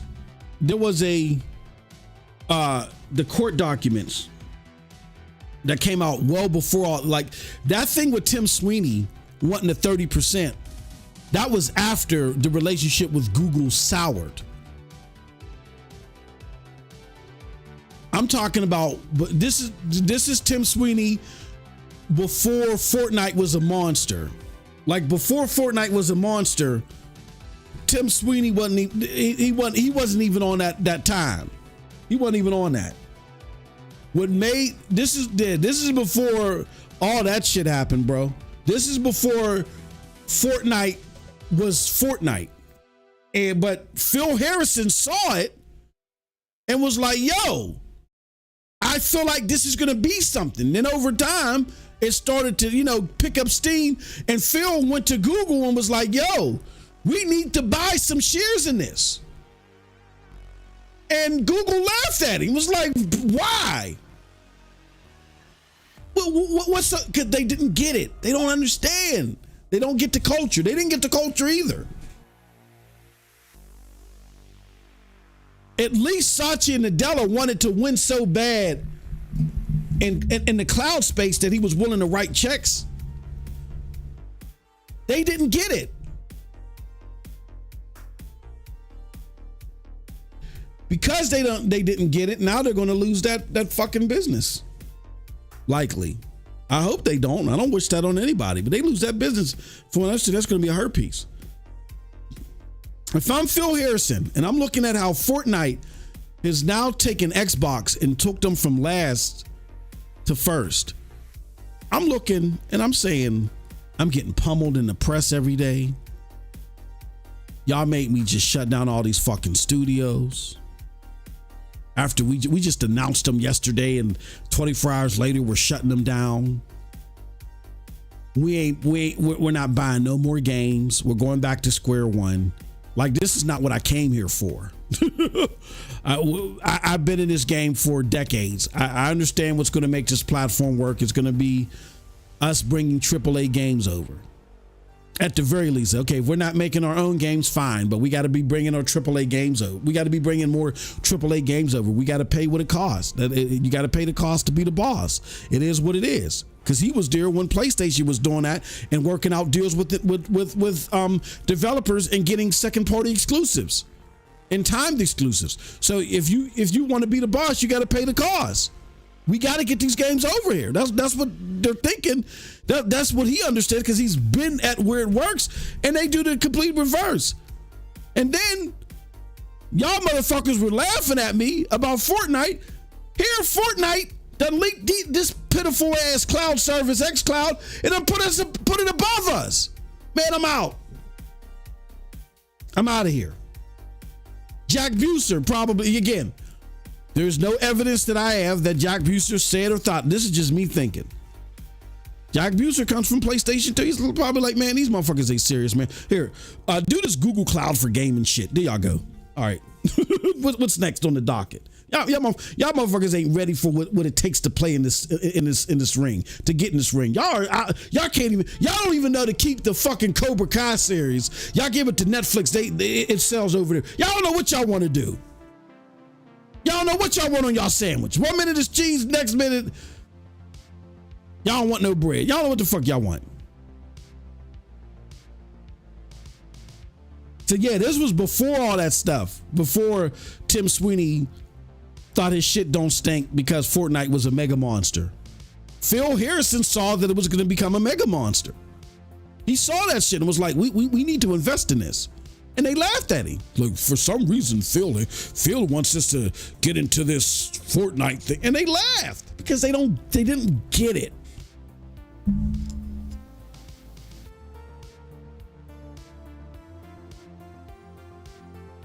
They didn't get it. He said, took 10 years. And that's the sad part, T. Harris. It took 10 years to realize this, which is sad. All right, y'all. My time is up here. Cold Blood, what's going on with you, good brother? You have any final thoughts before we get the fuck out of here? Not really. You said enough. We roasted Phil more than enough at this point. Yeah. On the greener pastures, we'll figure out. We'll stay tuned for our content for tomorrow. Don't forget, we're on iTunes. Whoa! Announce the content that is coming tomorrow. Make sure that everybody knows. What the fuck you gonna do tomorrow? Yeah, I'm still trying to figure it out, but yeah, we're going to be doing Foamy Friday. We're going to be doing the Foamy Fridays tomorrow. The what do you call that shit? What's the game showing in Cold Blood? Peppa Pig World or some shit? Yeah, Peppa Pig World. Peppa Pig World, we'll be playing that tomorrow. But yeah, stay tuned. Make sure you're following me on Twitter, or you're at least following the Discord to know the times. I'll let you guys know in advance. Cause yeah, I'm gonna be doing that stream earlier in the day, and then later in the day we'll have a video, and then Cold Blood and I might be doing some members content tomorrow, talking about one of my favorite publications. So stay tuned for that. So I'll have all the times. He says I'm fucking weak. Yeah, I'll be done. Cold Blood stream isn't going to be till next week. Where he's gonna have to play. He's gonna have to play some Amazon Luna. Cold Blood is gonna play Final Fantasy 14. I don't know. Would you? No, I don't think Cold Blood wouldn't mind Final Fantasy 14. Well, I would mind paying for it every month. Oh shit! For damn sure. That shit costs like $50 every month, bro. That's crazy. Yeah. T. Harris said, Foamy Friday is MM2K's Diddy freak offs. Nah, man. Nah, it's a freak off for Sean and Cold Blood. They get excited of seeing me being tortured playing these games, man. Oh shit. Those streams are the best, bro. But thank you for the 7 new members. We're now at 20. 10 more. I'll give 5. All Diddy. do the free trial. All Diddy. Oh, Jesus Christ. Well, okay, y'all. So yeah, we're just gonna be another game too. Not Your Mother. Let me know what game that was too, either in the comments or something like that you wanted me to do Friday. And then next week we'll be Cold Blood. But with that said, let me get out of here. You know the game, Sean. You know the game. I forgot it already. It was a Ghost Recon Breakpoint. Oh, you talking about the Friday game? No. Yeah, the Friday game. Oh, okay. Let me know in the chat. What was that shit? I can't remember. Something Rumble. Oh, Rose Rumble. Rumble Rose. No, oh, Rumble Club. Rumble Club. Oh, Rumble Club. Oh, okay. All right. But it's not coming out to the 23rd, bro. Oh. So it's the future stream then. Future stream. Okay. We gotta figure out something else then. We gotta come up with something else. We'll figure out come up with some shitty suggestions and then we'll do a poll in the Discord. How about that? We'll do a poll with the members. That's what we'll do. Come up with some shitty suggestions, y'all, and then we'll do a poll with the members. All right, y'all. With that said, let's get out of here. We'll talk to y'all later. Till next time, have a wonderful gaming day. Peace. Bye.